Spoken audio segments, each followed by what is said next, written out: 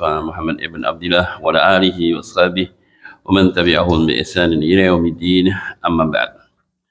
Jemaah sekalian yang berbahagia, kita bersyukur kepada Allah Ta'ala pada malam ini kita masih di atas kebaikan, baik lahir kita dan hati kita. Padahal saya nggak tahu hati Bapak Ibu semua, tapi saya bisa menebak baiknya hati Bapak semua, karena amaliyah itu adalah realisasi daripada hati. Idza salahat salahal jasadu kullu, wa idza fasadat fasadal jasadu kullu, ala wa ya qalb. Ya. Sungguhnya dalam tubuh manusia dan segumpal daging. Jikalau baik segumpal daging itu, akan baik tubuh ini semua. Jikalau buruk segumpal daging itu, akan buruk pula seluruh tubuh ini semua. Dan itu adalah hati. Maka duduknya seorang di rumah Allah yang mulia ini setelah melaksanakan kewajiban yang mulia, menegakkan salat maghrib bersama, kemudian zikir juga, setelah itu juga ada salat sunnah ba'diyahnya, lanjut lagi dengan duduk sebentar untuk menahan lagi bertemu dengan keluarganya mungkin untuk mengkaji agama Allah Subhanahu wa taala. Ini rentetan amal besar semua Bapak Ibu. Enggak mungkin bisa ditempuh oleh orang-orang yang baik hatinya. Enggak mungkin bisa ditempuh amal yang besar ini kecuali orang-orang yang baik hatinya. Maka saya katakan hati kita hati yang baik. Sisa kita jaga saja. Kita pelihara hati ini dengan sebaik-baiknya. Karena bukan hal yang tidak mungkin hati itu akan jadi rusak. Sehingga para orang-orang soleh berdoa, Rabbana la tuzigh qulubana ba'da idh hadaitana. Ya Rabb kami, jangan kau sesatkan hati kami setelah kau berikan hidayah kepada kami. Artinya mungkin nggak sesat setelah dapat hidayah? Mungkin, sangat mungkin. Ya, baik jadi rusak banyak, jelek jadi baik juga banyak. Inna ahadakum la ya'malu bi amali ahli jannah hatta ma yakunu bainahu wa bainahu illa dhira' fasbiqu al kitab fa ya'malu bi amali ahli nar fayadkhuluha. Ada di antara kalian seorang laki-laki yang dia beramal dengan amalnya ahli jannah, baik kan? Berbuat kebaikan, ketaatan, amalnya ahli surga, sehingga tidak ada jarak antara dia dan surga kecuali satu hasta, sangat dekatnya. Namun takdir telah mendahulunya, di akhir ujung kematiannya dia nggak sabar beramal dengan amal ahli jannah, dia beramal dengan amal ahli neraka, dan dia mati di atas amal itu dan dia masuk neraka. Innamal a'malu bil khawatim, amal itu tergantung dari penutupnya. Padahal dulunya baik terus. Wa inna ahadakum la ya'malu bi amali ahli nar hatta ma yakunu bainahu wa bainaha illa dhira' fasbiqu al kitab fa ya'malu bi amali ahli jannah fayadkhuluha. Sebaliknya ada di antara kalian pula seorang laki-laki yang beramal dengan amalnya ahli neraka. Dosa maksiat. Tidak ada jarak antara dia dan neraka kecuali satu hasta saja. Dikata dia mati tinggal itu masuk neraka. Namun catatan takdir telah mendahulunya, di ujung kematiannya dia beramal dengan amalnya ahli jannah, dia bertobat, kemudian dia mati di atas amal itu dan masuklah dia jannah. Ini pemberitaan dari Nabi.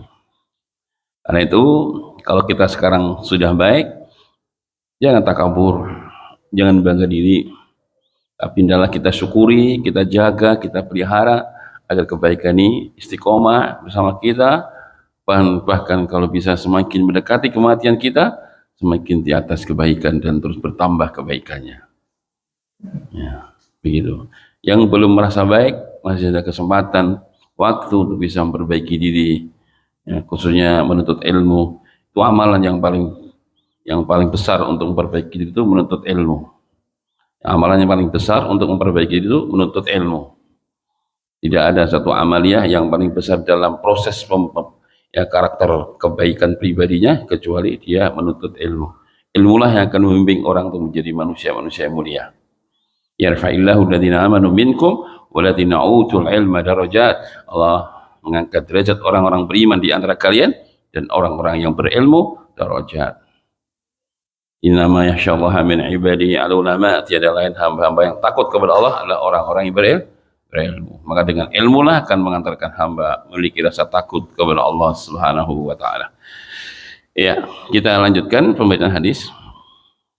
Kemarin sampai doa yang sudah hafal semua Bapak Ibu. Allahumma inni a'udzubika min jahdil bala wa darki syaqa wa su'il qada wa syamatatil ada. Alhamdulillah sudah diamalkan juga ya.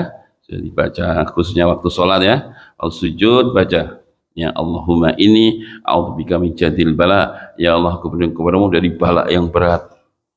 Ya, wa darki syaqa, kesulitan, masyaqah yang enggak pernah ada ujung habisnya.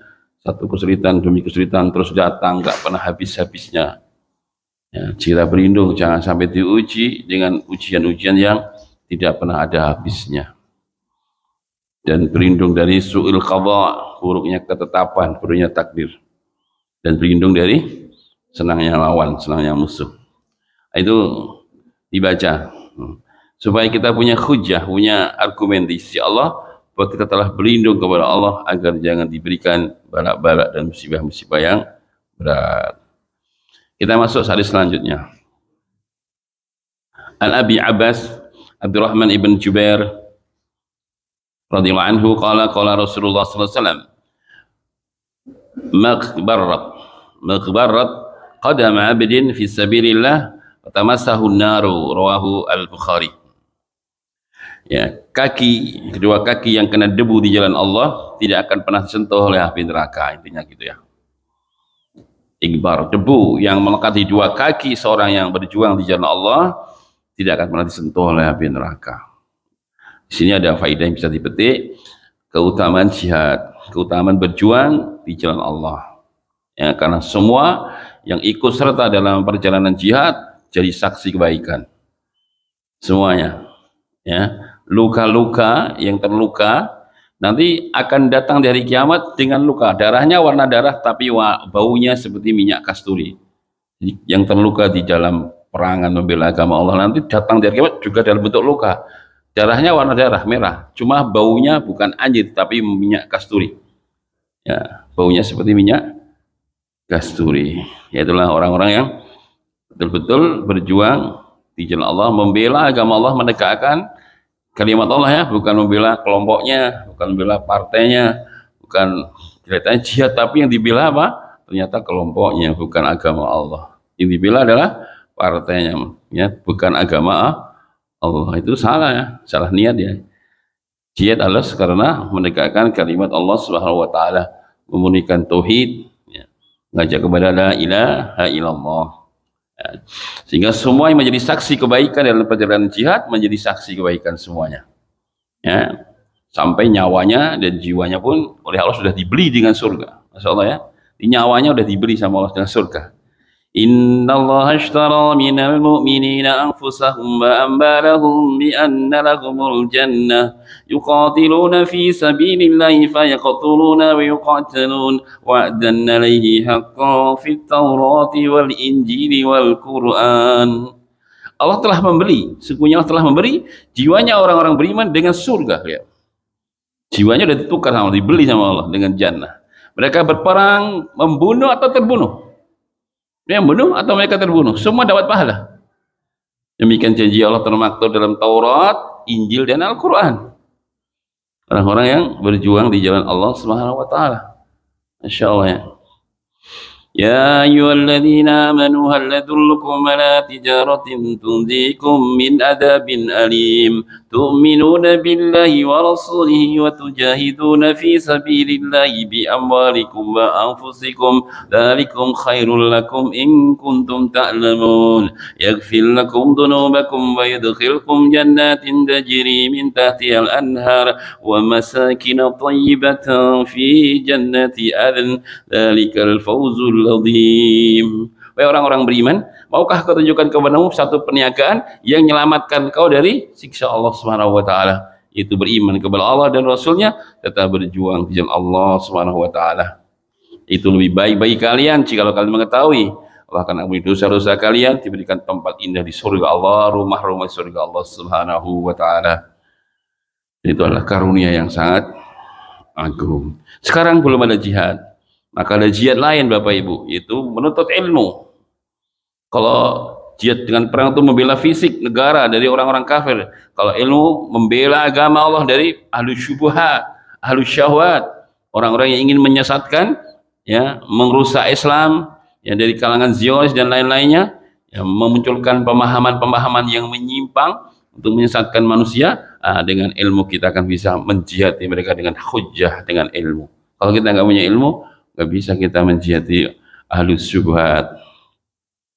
Ya, ahlus syubhat itu banyak sekali di YouTube, itu banyak sekali ahlus syubhat. Nah, banyak yang tidak tahu. Ya, mereka bukan mendakwakan Islam, mendakwakan syubhat, ya, merancukan ya pemahaman-pemahaman untuk kepentingan-kepentingan selain Allah Subhanahu wa taala. Cuma mereka berpakaian sebagaimana kita berpakaian, berbicara dengan bicara kita. Ya. Tapi mereka menyuruh kepada apa? Pintu-pintu jahanam. Nabi sudah kabarkan jauh sebelumnya dulu, nanti di akhir zaman akan muncul du'atun ala abwabi jahannam, para dai-dai yang menyeru ke neraka jahanam. Siapa yang ikuti dai itu akan nyemplung jahanam bersama mereka. Waduh. Dai cuma. Hudzaifah waktu itu kan dinimatkan, takut kan, khawatir kan, ada dai tapi nyeru kepada apa? Jahanam. Siapa yang ikuti dai itu akan nyemplung jahanam bersamanya. Hudzaifah sebagai sahabat takut, tanya, ya Rasulullah, sibhum lana, tolong sifatkan kepada kami sifat dai-dai itu ya Rasulullah, tentunya agar aku kalau ketemu nanti aku bisa menjauhi kan. Nabi sebutkan dua sifat, hum min jildatina, kata Rasulullah, mereka Hudzaifah dari bangsa kita, dari kulit kita. Artinya apa? Sama dengan kita, penampilannya Islam. Nah, pakai jubah, jenggot, ya, peci, sorban, gitu. Sulit dibilang. Mereka dari kulit kita, dari bangsa kita, berpenampilan dengan penampilan kita. Kalau mereka rambutnya dipang gitu, mungkin kita bisa ingat ya. Oh, nanti orangnya rambutnya dipang, kemudian koza sebagian dihabiskan, sebagian ditumbuhkan, koza, oh bajunya bolong-bolong gini, mungkin kita bisa ngerti ya. Nah, ini masalahnya kata Nabi, hum min jildatina. Yang kedua, wa yatakallamu bi alsinatina, mereka bicara dengan agama kita, dengan bahasa kita, bahasa Arab lagi, pintar dalil Pak. Berbicara dengan bahasa Arab, dia bisa membawakan ayat hadis bahasa Arab. Coba. Tapi menyeru kepada apa? Neraka jahanam. Ya, begitulah nanti akhir zaman. Berdoa saja kepada Allah ketika baca ihdinas siratal mustaqim di hayati Pak. Tiap hari 17 kali toh. Tapi kadang kalau baca itu biasa saja kan. Ingat tuh, ihdinas siratal mustaqim, ya Allah, tunjukilah kepada kami sirat al-mustaqim. Apa tahu sirat al-mustaqim? Ada 4 penafsiran di kalangan para sahabat dan semuanya sahih. Ada yang menafsirkan sirat al-mustaqim adalah al-haq, kebenaran. Kalau begitu maknanya, ya Allah, tunjukkan kami kepada kebenaran. Temukanlah kami dengan orang-orang yang benar, gitu. Doanya. Sebagian ulama sahabat menafsirkan sirat al-mustaqim adalah al-kitab was sunnah. Kalau begitu ya Allah, tunjukkanlah kami ke jalan Al-Qur'an dan as-sunnah. Gitu. Yang ketiga yang menafsirkan sirat al-mustaqim adalah la ilaha illallah. Kalau begitu ya Allah, tunjukkan kami ke jalan la ilaha, selamat. Ya. Miftahul jannah la ilaha illallah. Kunci surga itu apa? La ilaha illallah. Jangan mimpi masuk surga tanpa ini. Man kana akhiru kalami la ilaha illallah dakhalal jannah. Siapa yang mati di akhir ucapannya mengucapkan la ilaha illallah, masuk surga. Man mata wa huwa ya'lamu annahu la ilaha illallah dakhalal jannah. Siapa yang mati dan dia memahami, mengilmui la ilaha illallah, masuk surga. Man qabila anni al-kalimah, kata Nabi, siapa yang menerima kalimatku, siapa yang mau menerima kalimat dariku, yang kalimat itu pernah aku tawarkan kepada pamanku Abu Thalib dan dia menolaknya, maka dia akan selamat nanti pada kiamat. Itu kalimat la ilaha illallah. Luar biasa ini, Pak. Ya, Nabi Musa alaihissalam pernah berkata, ya Rabbi alimni syai'an adkuruka wa ad'uka bih. Ya Allah, ajari aku sesuatu zikir yang dengan zikir itu aku bisa beribadah kepadamu dan mendekatkan diriku kepadamu. Kata Allah, kul ya Musa la ilaha illallah. Ucapkanlah la ilaha illallah ya Musa. Kemudian Musa mengatakan, ya Rabbi kulu ibadika yakuluna hadha. Kalau kalimat ini hamba-hambamu sudah banyak berucap. Seolah-olah Nabi Musa ingin kalimat istimewa. Jangan inilah Allah. Ini kalimat ini sudah banyak diucapkan oleh hamba-hambamu. Nah, ternyata Musa harus juga dijelaskan oleh Allah. Ya Musa, lawana samawati sab'a wa amirahunna ghairi wal ardi sab' fi kifatin wa la ilaha illallah fi kifatin malat bihinna la ilaha illallah. Ya Musa, ketahuilah, jikalau lapis 7 langit lengkap dengan para penghuninya, para malaikat, selain aku, dan bumi yang 7 lapis ditaruh 1 daun timbangan, dan daun timbangan satunya berisi kalimat la ilaha illallah, ketika ditimbang malat bihinna la ilaha illallah, ya Musa akan beralah anak timbangan yang berisi kalimat la ilaha illallah. Baru paham Nabi Musa alaihissalam dahsyatnya kalimat itu ya. Itu makna sirat al-mustaqim. Sebagian ulama dan menafsirkan sirat al-mustaqim adalah al-Islam. Kalau begitu, ya Allah tunjukkan kami ke jalan Islam yang benar. Itu ihdinas siratal mustaqim, Bapak Ibu ya. Direnungi baik ketika jadi makmum, ketika imam baca itu direnungi ya. Al-Fatihah itu Masya Allah, kalau bisa jadi awal ayat sampai akhir itu difahami semua isi dari Al-Fatihah itu. Iyyaka na'budu wa iyyaka nasta'in, hanya kepadamu ya Allah kami menyembah, hanya kepadamu Allah kami mohon pertolongan. Dihayati maknanya, biar semakin khusyuk salatnya dan pahalanya semakin besar di sisinya. Ya, mintalah kepada Allah tulus, ya Allah temukan kami guru-guru yang baik ya Allah, dai-dai yang baik, kiai-kiai yang baik ya Allah. Itu minta kepada Allah ya. Ditemukan orang-orang yang jujur, yang betul-betul menyeru kepada tauhid, menyeru kepada la ilaha illallah, menyeru kepada keselamatan, bukan menyeru pada pribadinya, kelompoknya atau golongannya. Kan dakwah itu menyeru kepada jalan Allah kan. Kul hadhihi sabili ad'u ila Allah ala basiratin ana wa man ittaba'ani subhanallah wa ma ana minal musyrikin. Kata Muhammad, ini adalah jalanku. Apa jalan Nabi? Ad'u ila Allah, aku mendakwai manusia ke jalan Allah. Jadi dakwah itu menuju kepada jalannya Allah, bukan yang lainnya. Aku dan para pengikutku semua berdakwah ad'u ila Allah, berdakwah kepada Allah dengan ilmu dan keyakinan yang benar. Ya, minta aja kepada Allah dipertemukan guru-guru yang baik, yang menyelamatkan ya. Nah, jadi ada juga jihad menuntut ilmu ya. Ada juga jihad yang lain yang pahalanya besar, maksudnya selain berperang adalah setelah menuntut ilmu adalah berbakti kepada kedua orang tuanya ya. Ketika ada 2 anak remaja atau anak remaja yang masih ABG tapi minta izin Nabi ikut perang, ya Rasulullah izinkan kami perang bersama engkau, padahal masih anak SMP ya, anak ABG kan, karena masih dipandang kecil. Nabi katakan ahayyun walidak, wahai anak remaja, apakah ayah ibundamu masih hidup? Naam, masih ya Rasulullah. Kalau begitu fabihima fajahid, kepada kedua orang tuamu lah kau berjihad. Nah, bukan memerangi orang tua, tapi jihad secara bahasa itu badul juhdi, mengerahkan segala kemampuanmu untuk berbakti kepada orang tuamu. Nah, itu bisa mengganti amalan jihad, berbakti kepada kedua orang tuanya. Masih banyak jalan-jalan yang lain yang tidak kalah besar pahalanya jihad ketika kita belum ketemu ya. Ya. Hadis selanjutnya. An Abi Dzar radhiyallahu anhu sami'a Rasulullah sallallahu alaihi wasallam yaqul man ja'a rajulan bil kufr aw qala aduwallah wa laysa kadzalik ila hara alaihi, tafaqun alaihi.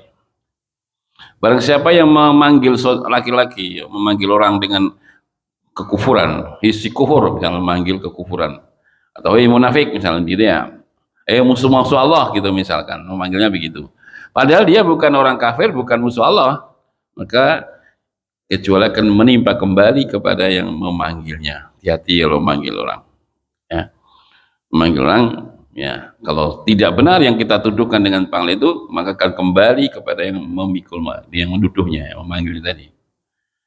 Tapi kalau benar ya benar aja gitu. Kalau memang dia musuh Allah ya benar aja. Cuma tapi kalau salah repot ya. Panggilan nama saja lebih selamat. Itu yang diajarkan Nabi. Dia selalu manggil sahabatnya atau keluarganya dengan namanya. Ya panggil ya Mu'ad ya. Ya Mu'ad dipanggil namanya kan. Ya Bilal arihna bis salat. Istirahatkan kami dengan salat ya Bilal. Ya Omar gitu. Ya Aisyah manggil istrinya ya Aisyah, gitu lebih baik ya. Atau dipanggil nama kunyahnya, itu panggilan yang paling sopan. Ya Abu Fulan, ya Aba Fulan, ya Umma Fulan, itu panggilan yang paling sopan, manggil nama kunyah. Karena nama kunyah itu lebih memuliakan daripada nama asli. Karena dalam kaidah bahasa Arab, kalau nulis itu nama kunyah dulu, baru nama aslinya. Seperti saya, misalnya, Abu Adib Suryo. Itu bukan Suryo, Abu Adib gitu ya. Secara kaidah bahasa Arab, nama kunyah dulu, Abu Adib Suryo dalam menulis aturan yang benar. Bukan nama saya dulu, baru nama kunyah. Tapi kunyah dulu. Sebab memang kaidah kunyah ini ya panggilan yang paling menghormati. Ya, panggilan yang menghormati. Jangan memanggil fisiknya, walaupun benar ya, si pendek, walaupun orangnya pendek, si si gendut, walaupun gendut ya. Kalau dia ridho sih nggak apa-apa, kalau dia nggak ridho ya jangan. Ya kalau nggak ridho ya jangan, dosa gitu. Ada di masa dahulu orang manggil Bilal dengan ya hitam, memang Bilal hitam ya Buddha, memang hitam, dipanggil ya hitam gitu. Rasulullah langsung mendengar. Fika jahiliyah, padamu ada akhlak jahiliyah, ada perang jahiliyah. Langsung segera minta maaf, nggak boleh ya. Memang hitam, panggillah ya Bilal, panggillah namanya. Kecuali kalau dikenal dia nama dengan nama itu dan dipanggil itu dia nggak marah boleh. Coba ada seorang imam, ahli hadis lagi, namanya Sulaiman ibn Mihran, Abu Muhammad Al-Kufi, nama aslinya ini ahli hadis ya. Tapi dia dipanggil Sulaiman nggak ada yang tahu mungkin. Dia lebih dikenal dengan A'mas. A'mas itu artinya rembes, Pak. A'mas itu tahu kucing rembes? A'mas itu artinya rembes. Dipanggil A'mas, padahal dia imam, kiai. Tapi terkenal dengan nama itu. Dipanggil rumahnya Sulaiman mana? Gak ada yang tahu mungkin. Ya, A'mas itu memang dia dipanggil dan beliau nggak marah, sudah biasa. Imam A'mas, rembes. Oh, tapi orangnya Pak, jangan bisa jadi muridnya beliau mesti nggak betah ya. Beliau itu kalau ngajar ada omong sini kulik langsung bubar Pak. Cara lagi ngajar ada sana usak ya ibu-ibu bisa nih langsung tutup. Jika sendalnya mulai tinggal. Jadi mas itu betul-betul tegang Pak. Nggak pernah tahu dia itu punya kebiasaan kalau ngajar kan suka meludah ke arah kiri. Kan zaman dulu kan pasir. Itu kebiasaan beliau. Nah, mungkin ada murid baru nggak tahu neng kiri nih alamat kebro. Di kirinya dia ya udah. Kan dia rembes nggak tahu.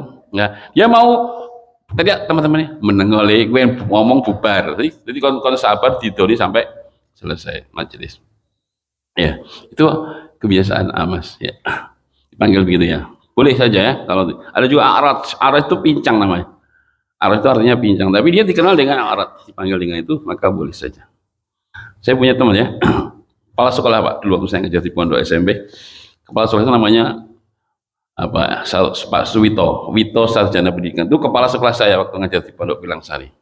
Nah, cuma Pak Wito ini punya di rumah itu punya sampean dodol wedhus.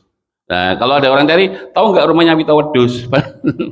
Padahal dia itu kepala sekolah, tapi panggilannya Wito wedhus ya, karena dia juga nggak marah, kenapa jual wedhus? Ya dipanggil Wito wedhus juga nggak marah. Rumahnya Pak Wito wedhus mana ya?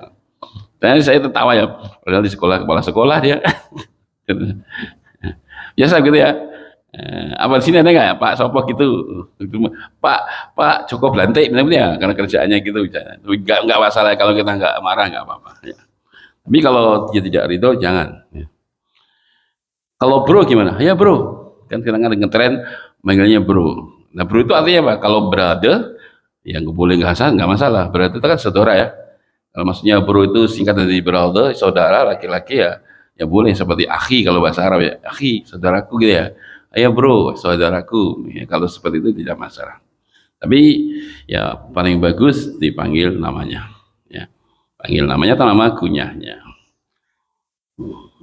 Kalau uruf orang Arab itu ya Bapak Ibu ya, itu biasa si istri manggil suaminya namanya itu biasa. Ya Amir, enggak ada. Pernah ada seorang utusannya Umar memberikan uang kepada Amir.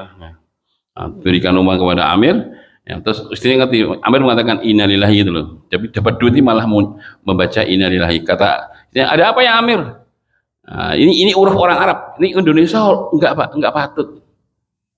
Ya. Kalau orang Arab biasa yang manggil suaminya namanya, Indonesia kurang patut gitu. Jenenge tot, jenenge gatot tuh. Ono apa tot? Ya Allah, enggak enak Pak. Istrinya manggil suami tatot ya. Ya Mas atau sayangku itu ya Pak. Jangan lebih ngerti daripada saya bagaimana memanggil dengan panggilan kasih sayang ya. Tapi kalau orang Arab biasa ya. Tapi kalau suami manggil istri namanya baik, boleh, bagus. Ya, tadi Aisyah sama namanya dipanggil namanya istrinya, lebih romantis ya, lebih romantis. Ya. Nah, hati-hati ya dalam memanggil, jangan sampai kita menuduh-nuduh dengan panggilan-panggilan, kalau nggak benar bisa kembali kepada diri kita sendiri. Hadis selanjutnya, Aisyah radhiyallahu anha qalat qultu ya Rasulullah nara al-jihad afdalul amal falan jahidu faqala la wala kunna afdalul jihad hajjul mabrurun rawahu al-Bukhari. Aisyah berkata, ya Rasulullah, nara, kami berpemahaman, berpikiran, berpendapat bahwa jihad itu adalah amalan yang paling afdal, kata Aisyah. Afalan nujahid, apakah kami sebagai perempuan juga harus berjihad, perang gitu ya? Ini semangatnya perempuan begitu ya, karena ingin mendapatkan keutamaan tadi.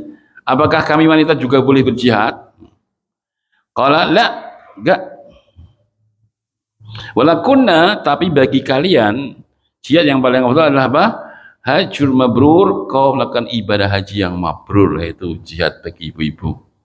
Ya, sudah haji silahkan ya, bersyukur sudah bisa haji. Ya, yang belum, kalau ada rezeki segera tindak haji supaya mendapatkan predikat amalan yang paling afdal bagi wanita, haji yang mabrur. Mabrur ya, bukan mabur tapi mabrur, yang baik, yang diterima.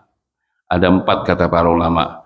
Tanda-tanda haji mabrur itu ada 4. Yang pertama, ikhlas. Ini sudah banyak yang gugur ini, Pak. Ya, ikhlas betul-betul, tidak ada yang menjadikan dia ibadah haji kecuali hanya mencari ridhonya Allah dan pahala di sisinya. Enggak ada tujuan lain kecuali itu. Ikhlas. Bukan untuk tujuan duniawi. Oh, haji biar tambah kaya. Oh, niatnya gitu. Saya haji biar dikenal. Saya haji biar dipercaya. Saya haji karena enggak enak sama tetangga sebelah. Saya haji biar dipanggil Pak Haji atau Bu Hajah. Naudzubillah. Ada seperti itu. Sudah banyak gugur di poin pertama ini. Ya, haji niatnya macam-macam. Ini padahal ibadah sangat besar. Pahalanya Rasulullah mengatakan al-hajju al-mabrur laisa lahu jazaa'un ilal jannah. Haji yang mabrur tidak ada balasan lain kecuali surga. Tapi dia rusak dengan niat-niatan yang rendah.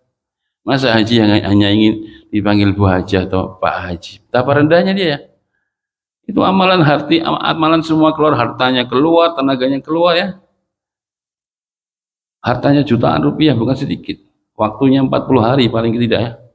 Tinggalkan keluarga, tinggalkan pekerjaan, tinggalkan semuanya. Ini semua keluar. Kok dia niatnya hanya dipanggil, punya gelar Pak Haji atau Bu Haji? Betapa bodohnya orang ini. Amal segede itu direndahkan dengan niat-niat yang sangat kecil ya, seperti itu. Halo haji, ingin tambah kaya. Ente udah haji udah kaya kok. Memang benar, memang ada hadisnya ya. Haji itu tidak akan mengurangi harta, ya, tidak ada. Tapi masa kita haji niatnya itu? Tidak usah niat itu saja, Allah akan berikan kita tambahan kekayaan insyaallah. Tapi dia sengaja haji yang ingin tambah kaya saja. Alhamdulillah. Bisa jarak bukan dapat pahala bahkan dosa ya. Man kana yuridul hayatad dunya wa zinataha nuwaffi ilaihim a'malahum fiha wa hum fiha la yubkhasun ulaika alladziina laysa lahum fil akhirati illa nar wa habita ma sana'u fiha wa batilu ma kanu ya'malun. Barang siapa yang menginginkan dari amal itu pahala dunia dan perhiasannya, kami akan berikan, kami akan penuhi, dan kamu tidak akan dirugikan. Kamu amal untuk cari dunia, oh kami beri. Ingin tambah kaya haji, oh Allah berikan tambah kaya. Ingin cari kemasyhuran, popularitas, keterkenalan, oh Allah beri. Setelah haji kau terkenal, diberi oleh Allah. Wahum la yubkhasun, kau enggak akan dirugikan dari dunia yang kau inginkan. Namun apa kata Allah? Mereka adalah orang-orang yang di akhirat tidak ada bagian kecuali api neraka, dan akan lenyap hilang semua yang telah mereka upayakan. Ya, karena apa? Memang haji tidak ada niat untuk akhiratnya. Makanya mereka adalah orang-orang yang di akhirat nggak ada bagian kecuali api neraka. Ya, begitu. Karena dia tidak ikhlas. Ya, makanya syarat pertama haji yang mabrur adalah ikhlas betul-betul, tidak ada tujuan dari ibadah haji kecuali ingin mencari ridhonya Allah dan pahala di sisinya. Yang kedua, dia haji dengan harta yang halal. Ini juga sudah banyak gugur ya. Hasil korupsi buat haji. Gimana? Hasil tifu menifu buat haji. Hasil yang tidak baik Gak diterima ya. Innallaha thayyibun la yaqbalu illa thayyiba. Allah itu maha baik, gak akan terima kecuali yang baik. Harta haram digunakan untuk haji ya gak diterima. Nah, harus dari harta yang halal, dipastikan halal. Tidak ada satupun tercampur syubhat di situ hartanya. Betul-betul dia haji dari harta yang halal. Ini ibadah besar, gitu ya. Itu yang kedua. Udah banyak gugur di sini kan? Banyak gugur. Ya. Yang ketiga, syarat yang ketiga, tanda haji yang mabrur adalah dia haji dengan mengikuti tuntunan Rasulullah sallallahu alaihi wasallam. Khudhu anni manasikakum, ambil dariku manasik kalian. Mencontoh bagaimana haji Nabi sallallahu alaihi wasallam, baik tamattu, ifrad ataupun haji ya qiran. Ada tiga ya, ifrad, qiran dan tamattu. Biasanya banyak yang tamattu. Ya, silakan dengan cara yang dibimbing Rasul. Kalau qiran begini, kalau ifrad begini, kalau haji tamattu begini, ikuti bimbingan yang diceritakan Nabi. Jangan memakai tata cara sendiri-sendiri. Banyak kita lihat para jamaah-jamaah itu ketika dulu umroh saya, ada orang tuh ngelamuti kiswah Ka'bah, itu nggak ada dalilnya itu. Yang ada cuma di Muhtaram, di Multazam saja. Di Multazam dekat Hajar Aswad. Nah, boleh Anda melempelkan tubuhnya ke situ, boleh. Multazam sambil berdoa itu paling berkah itu boleh. Yang lainnya nggak ada dalil. Yang lainnya di sudut-sudut lainnya nggak ada dalil. Tapi banyak kaum muslimin nempelkan ke kiswah Ka'bah itu mulayut itu, itu tidak ada dalilnya, Pak. Yang ada cuma di Multazam di dekat Hajar Aswad itu boleh jangan tempelkan. Tapi itu angel, Pak. Mau dekat tuh sulit ya, pas ramai itu sulit sekali. Mau Turki gede-gede banget, yang Indonesia itu siku tidak. Mau dekat sudah sulitnya. Yang lainnya nggak ada dalilnya untuk gelamuti ngelayuni kiswah Ka'bah. Ya, cuma di sudut itu aja yang ada keberkahan yang kita boleh mengambil berkah di itu dekat Hajar Aswad itu. Sudut-sudut yang lainnya nggak ada dalil. Tapi banyak juga orang yang kaum muslimin menyiumi, menempelkan tubuhnya di kiswah-kiswah Ka'bah di sudut-sudut yang tidak diajarkan Rasulullah SAW. Maka belajar dulu bagaimana haji yang benar. Ya, setelah itu kita itiba dengan Rasulullah supaya haji kita diterima. Syarat yang keempat, setelah pulang haji dia tambah lebih baik. Sebelum haji dia sudah baik, sepulang tambah baik. Sebelum haji sudah rajin sholat jamaah, setelah haji rajin ke masjid. Sebelum haji sudah dermawan, setelah haji tambah dermawannya, meningkat semua kebaikan-kebaikan. Itu tanda-tanda haji yang mabrur. Ya, jadi sudah ya, memang berat. Jadi amalan besar ya, pahalanya surga. Maka empat itu, kalau ada karakter seorang ketika haji, ya dia ikhlas karena Allah, dia haji dengan harta yang halal, kemudian dia itiba, kemudian yang keempat dia sepulangnya dia akan tambah lebih baik. Ya, mungkin akan banyak perubahan yang signifikan ya. Dulu sebelum haji mungkin agak sombong mungkin ya. Setelah pulang haji nggak sombong lagi. Dulu sebelum haji suka pamer-pamer kekayaan, sekarang pulang haji karena haji yang mabrur tadi ya berubah ya, bahkan dia sering berbagi, sering memberi, nggak lagi pamer-pamer harta. Ya, bahkan mengatakan harta ini pemberian Allah, itu mah titipan dari Allah. Padahal dulu enggak. Dulu mengatakan innama utitu ala ilmin indi, aku punya ini karena ilmuku, tapi terus berubah drastis ya, bahwa harta itu yang titipan dari Allah, amanah enggak saya akan ditanya nanti di akhirat. Wa min mali min aina tasabah wa fima anfaqah, tentang hartamu dari mana kau dapat, kemana kau belanjakan. Wah, tambah lebih solih setelah haji. Nah, itu tanda-tanda. Nanti Pak, sing jamaah haji atau jamaah ya Pak? Itu kok kowe ora jamaah ngapa? Lah wong kowe jamaah nganti mati ora iso ngalahke aku nule. Aku ning Masjidil Karam 100.000 sekali salat. Kowe mbok ning kene iso, aku rasa ning masjid wis kira bakal iso ngalahke aku. Jadi setelah haji atau ning masjid Pak, katanya, ya Allah apa jelas hajimu diterima kok. Kalau kau pastikan hajimu diterima, belum tentu hajimu diterima kok. Memastikan ibadah saya di sana 100.000, kalau di Masjid Nabawi 1.000. Emang benar itu. Tapi apa seperti itu, dia memastikan amalnya diterima. Orang yang soleh itu bukan seperti itu ya, kata Imam Ibnu Qayyim, min alamati sa'adah wal falah anal abda kullama zida fi amalihi zida fi khaufihi wa hadarihi. Di antara tanda kebahagiaan hamba dan keberuntungan hamba ketika hamba itu bertambah amalnya, lihat. Kata tambah amalnya Pak, tambah takutnya dan khawatirnya, tambah hati-hatinya dan khawatiran, jangan-jangan amal saya masih belum ikhlas.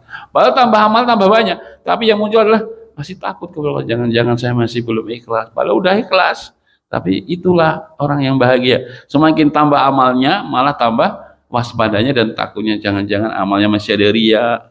Begitu, Pak. Bukan tadi. Beda banget. Terus nggak mau sholat ke masjid, alasannya sudah pernah sholat di Masjid Nabawi berulang-ulang dan sekali sholat 100.000. Ya, gitu. Nah, bila ya, orang yang baik itu ya, semakin tambah kebaikannya. Ya, kemudian ketika tambah apanya, tambah hartanya, ketika tambah malnya, maka tambah sahib badri, tambah dermawannya dan suka memberinya. Itu tanda orang baik. Ya. Jika tambah hartanya, tambah sakha, tambah dermawan dan tambah suka memberi. Orang tambah udil, orang tambah pelit. Itu tambah duit, tambah udil, waspada, Pak. Duitku tambah akeh, tambah udil aku. Tambah duitnya enggak tambah sedekah ya rugi. Rugi. Ya. Nah, ketika tambah hartanya tambah dermawan. Wa in zada, ya, ilmuhu, ketika tambah ilmunya, zada fi tawadhu wa rahmati, tambah tawadhu dan rahmatnya, bukan tambah sombong. Tambah berilmu bukan tambah sombong, tambah tawadhu, tambah rendah hatinya. Ya, menghormati orang yang tua, tidak suka meremehkan manusia walaupun dia ahli ilmu, tidak suka meremehkan orang lain dengan keilmuannya. Masya Allah. Itu. Wa in zada fi qadrihi, ketika tambah pangkatnya, maka semakin tambahlah dekatnya dia dengan manusia. Oh, mumpung aku dipangkat ini, tak ngukul kebaikan, membantu orang-orang yang lemah, memudahkan urusan-urusan yang lemah, mumpung aku dipangkat. Ya, ya gitu ya. Saya punya teman, namanya Pak Beni, Pak. Teman saya waktu sejak itu ngaji sama saya sejak masih muda. Dia pengajian sama saya, di orangnya Karanganyar. Sejak saya ngajar di sana itu, sejak muda dia yang ikut ngaji sama saya, sampai jadi lurah. Waktu itu lurah di Gumuk situ. Ketika dia lurah, langsung diadakan pengajian tuh di kelurahan itu, pengajian tauhid. Saya yang suruh ngisi tiap-tiap masjid, lalu didatangi itu diadakan pengajian tauhid. Karena dia itu lurah yang bagus, langsung dapat juara 1 se-Indonesia, Pak. Juara lurah se-Indonesia. Langsung muka naik dari camat Banjarsari. Langsung saya tarik saya lagi sampai hari ini. Disuruh ngisi pengajian di sana. Yang lantai atas kan tempat gamelan-gamelan. Singkirkan semua, jadikan ubah jadi musala. Sekarang kita ngaji tiap hari Kamis itu di kecamatan sampai hari ini. Ya, suruh ngaji semua itu karyawan, saya tanya lah yang Nasoro gimana? Pak nyingkir diwe, resign diwe. Ngaji semua itu. Mumpung saya punya pangkat Ustaz, ya, gunakan begitu, Masya Allah ya. Ada PKK-nya, ada PKK itu pengajian, Pak. Kalau PKK ini kan jarang, PKK itu diadakan pengajian. Yang ngisi juga saya, bahasa ngisi PKK. PKK-nya diadakan pengajian karena camatnya itu Pak Beni itu. Ya, mumpung jadi lurah, jadi camat, semua lurah dipanggil, Pak. Lurah diundang semua suruh ngaji. Jadi kalau hari Kamis itu lurah-lurah yang di bawah kekuasaannya Banjarsari itu ngaji semua. Lurah-lurah ini ngaji sama saya itu lurah-lurah itu. Pak Lurah ngaji semua. Karena takut kalau nggak datang dimarahi Pak Beni nanti, ya. Ngaji terpaksa awal-awal, tapi lama-lama karena bagusnya ilmu juga jadi senang, ya. Awal-awal mungkin terpaksa. Ya begitu, semakin tambah pangkatnya, tambah baiknya, tambah menggunakan pangkatnya itu untuk berbuat baik kepada manusia, menolong urusan manusia. Gitu ya, itu namanya tazkiyah, pahalanya besar. Ya, untuk kebaikan loh. Saya ngurusi KTP, oh kamu nanti datang ke sana temui Pak ini ya. Nanti bilang saja dari saya, terus namanya bulan-bulan. Pak ini segini-gini. Datang, oh ya dimudahkan, bukan nyuap, bukan ya, itu namanya tazkiyah, Pak. Itu kalau punya pangkat ya Pak ya, apapun pangkatnya. Saya pernah sekali Pak merasakan itu waktu istri saya mau operasi di PKU tuh, waktu zaman dulu Pak ya, belum BPJS seperti ini ya. Operasi ya jutaan, dari mana saya punya uang cuma 300.000, mana cukup ya, akhirnya suruh urus BPJS ya, saya ngurusi nggak bisa secepat itu kan, gini-gini. Akhirnya saya sudah sampai PKU itu suruh pulang, nggak bisa. Bayangkan pulang itu saya sudah parah sekali, nggak tega saya melihat sakitnya gitu. Gimana juga nggak punya duit Pak. Wah, terus tiba-tiba teman saya kan namanya teman dokter Pak, dokter Purwoko, terkenal di Solo sampai harinya. Jadi gimana tak udah sampai rumah sakit? Udah Pak, tapi saya ini pulang lagi karena gini-gini. Oh bentar Tat, langsung telepon PKU sama itu, telepon sama, oh udah Tat sekarang kembali ke PKU. Ya kan, pokoknya kembali, saya kembali ke sana Pak, ke Rojo Pak. Baru kok semua monggo Pak, monggo Pak. Wah, jadi raja saya. Ya, gara-gara tadi bantuan dari awat tazkiyah atau bantuan dari teman saya yang dokter di situ, begitu telepon semua, langsung saya ke sana jadi rojo, pasien rojo. Kabeh monggo-monggo halus kabeh Pak. Nah, sampai saya pulang itu nggak ada yang kasar sama saya, semua memperlakukan saya dan istri saya dengan sangat halus, sangat bagus. Ya. Dan nggak bayar Pak, mau berapa Pak? Udah ditanggung semua sama Pak Dokter Purwoko. Jadi lor aku badi loh Pak, badi loh.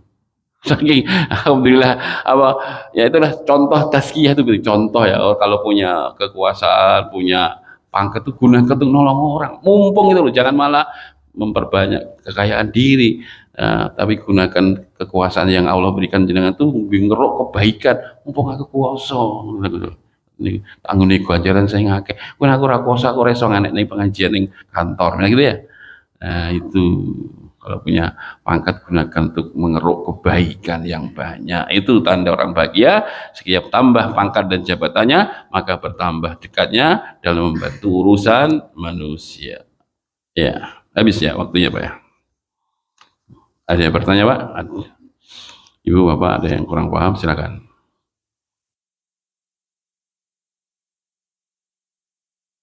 Jadi intinya kesimpulannya bagi para ibu-ibu jihad yang paling afdol adalah haji yang mabrur. Cuma seorang ibu haji harus dengan mahram. Kalau tidak ada mahram maka gugur kewajiban. Itu artinya tidak mampu. Sebab haji itu diwajibkan oleh Allah bagi yang mampu. Wa anta hujjal baita istata'ta ilaihi sabila. Kau berhaji ke tanah suci jikalau kau mampu menempuhnya. Di antara kemampuan bagi ibu adalah punya mahram.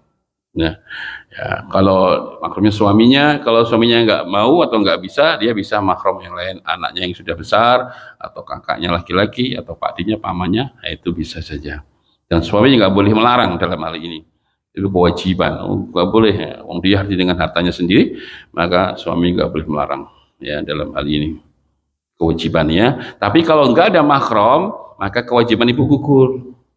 Gugur. Jangan ngapusi Pak. Kadang-kadang Indonesia itu beli mahram gitu, beli mahram lah itu yang ngapusi. Hajinya sah enggak? Ya katakan sah, tapi jangan berdosa maksiat kepada Allah Subhanahu wa taala. Kalau enggak ada mahram gugurlah duitnya gopo. Banyak amal yang lainnya. Tetangga-tetangga masih banyak miskin bantu. Coba ada tetangga yang kerja apa kamu enggak punya kerja, bikin ke gerobak bakso, ya gerobak cilok, kamu bikin kerja, ya berapa juta? Ya akhirnya bisa kerja menghidupi nafkah anak istrinya. Wow, sepanjang dia nafkah anak istrinya ibu dapat pahala itu. Ya, kau kok nggak kerja nak? Ya, kau kerja apa ya serabutan Bu? Coba kamu beli mau bulan cilok nggak? Nih kasih modal buat gerobak cilok nanti jual. Akhirnya dia jual cilok bisa menafkahi anak istrinya. Masya Allah sepanjang dia nafkahi anak istrinya, ibu tadi dapat pahala jadi apa? Gak kalah besar kan pahalanya? Allah besar. Jangan nekat akhirnya haji tanpa mahram. Ya dosa nanti kepada Allah Subhanahu wa taala. Mungkin itu yang bisa kita kaji. Waktu sudah habis. Subhanakallahumma bihamdika asyhadu an la ilaha illa anta astaghfiruka wa atubu ilaik. Assalamualaikum warahmatullahi wabarakatuh.